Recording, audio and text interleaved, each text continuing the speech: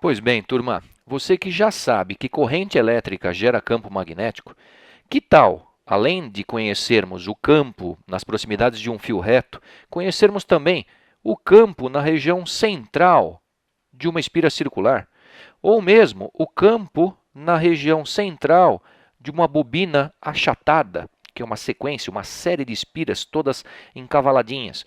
Ou, por que não, como é que é o campo na região central de um solenoide, que é um elemento parecido com esse aqui, ó, parece uma espiral de caderno, né? Mas só que feita de material condutor.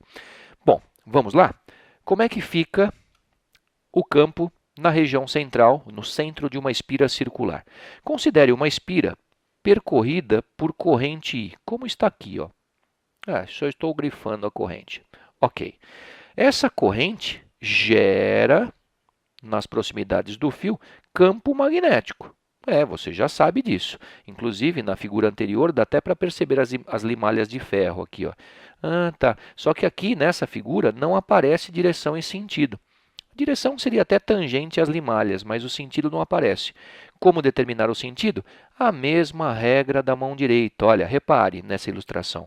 O dedão mostrado como corrente, e os outros dedos envolvendo a espira circular de tal sorte que os dedos devem estar na região de dentro da espira. Repare que os dedos aparecem de baixo para cima, envolvendo a espira. Então, se você me perguntar como é que é o campo na região central dessa espira, eu logo te digo, olha, para essa espira do jeito que está, o campo magnético é nessa direção e nesse sentido.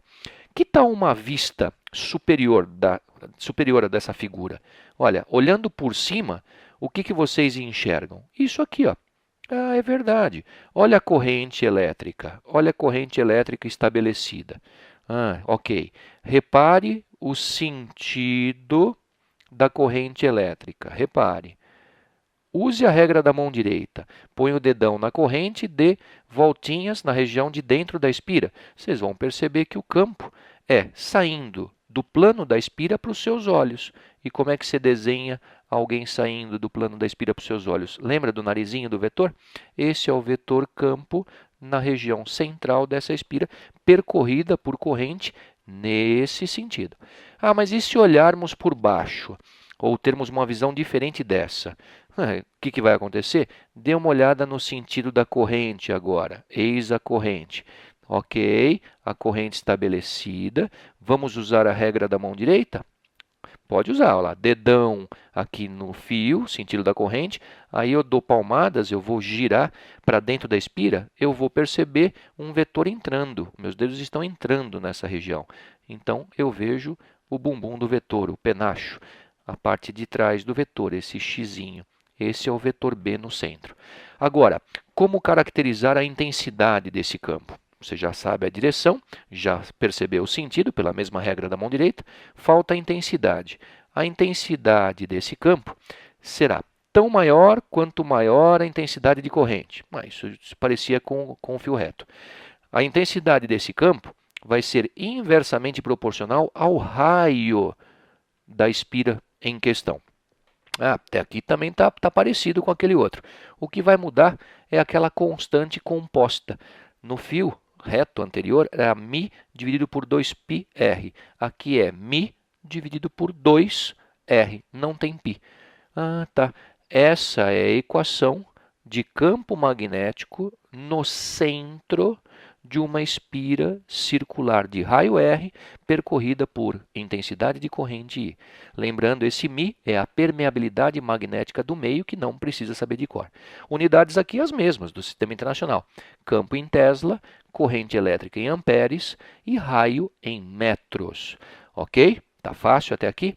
Vamos agora então para um outro. Lembra da sequência? Agora a bobina achatada, conhecida como bobina chata, que é uma sequência, um monte de espiras meio que encavaladas. É algo parecido com isso aqui, ó.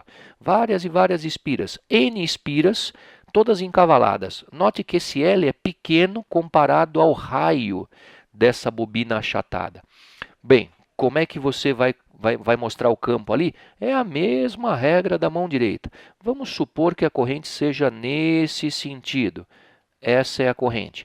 Usando a regra da mão direita, ponho o dedão aqui na corrente e dou palmadinhas ali no meio, né? Vou envolvendo aqui a espira de tal sorte que meus dedos estão lá dentro da espira. Eu noto que o campo magnético nessa região central deve ter essa direção e esse sentido. Esse é o B no centro da bobina achatada, ok? É muito parecido com o da espira circular, só que agora você vai ter várias espiras, N espiras. Tanto que a equação, a chamada fórmula do campo ali no centro, vai ser, assim como era o anterior, como é que era o anterior? Você lembra? Mi, I sobre 2Rs, que era de uma espira. Só que agora você tem N espiras. Opa, vou dar uma separadinha aqui. N espiras. É só multiplicar por N. Então, N vezes μi sobre 2Rs. Essa é a formulinha para você descobrir qual é o campo na região central de uma bobina achatada, bobina essa que tem N espiras circulares. Para você perceber que ela está achatada, a espessura dessa bobina L tem que ser bem menor do que o raio R. Ok? Agora, por fim, vamos lá, voltando. Lembra do solenoide? Olha ele aqui, ó. Lá o solenoide. Vamos pensar esse solenoide também percorrido por corrente. Nesse sentido, ó, estou representando aqui o sentido da corrente. I. Perfeito. Como é que vai ser o campo? Use a regra da mão direita. Vamos lá. Com o dedão em cima da corrente, eu vou envolver o solenoide de tal sorte que meus dedos outros ficam lá para dentro do solenoide. Eu vou perceber um campo na região central, como se estivesse, ó, saindo por esse lado esquerdo e entrando por esse lado direito. Tanto que você pode aqui já identificar que parece um ímã em forma de barra. Com linhas saindo do Polo Norte e chegando no Polo Sul.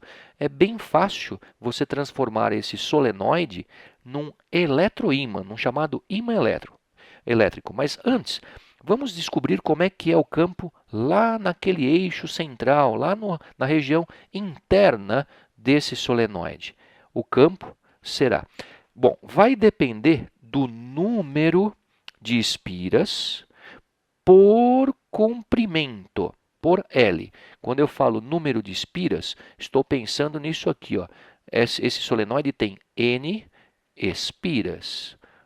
Tá, ok.